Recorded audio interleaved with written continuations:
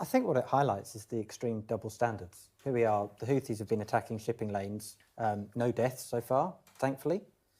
Israel's been bombarding Gaza for the last 3 months. Tens of thousands of people died, children being amputated without anaesthetic, and that's fine. No sanctions on Israel, no strikes against them, no arms embargo.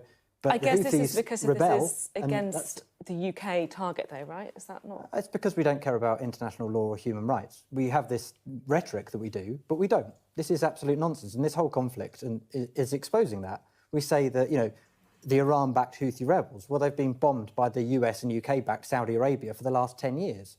Actually, the last Labour administration was calling for sanctions on Saudi Arabia over this for an arms embargo. Hilary Benz, somebody who's serving under Keir Starmer, was leading this within the last shadow cabinet. So, we talk about this in completely bizarre ways that spins it into this sort of thing of one side is bad and the other side's crimes are airwashed. I mean, we've got a case in the International Court of Justice today brought by South Africa against Israel for genocide.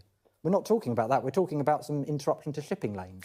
I mean, it's pretty small-scale stuff when tens of thousands of people are being killed. And, I don't care what adjective you call it, whether you call it a massacre, a slaughter, ethnic cleansing, genocide, it doesn't really much matter. Tens of thousands of people are being killed, and we're not talking about that. We're talking about some shipping lanes. It's perverse, really, and the rest of the world can see it.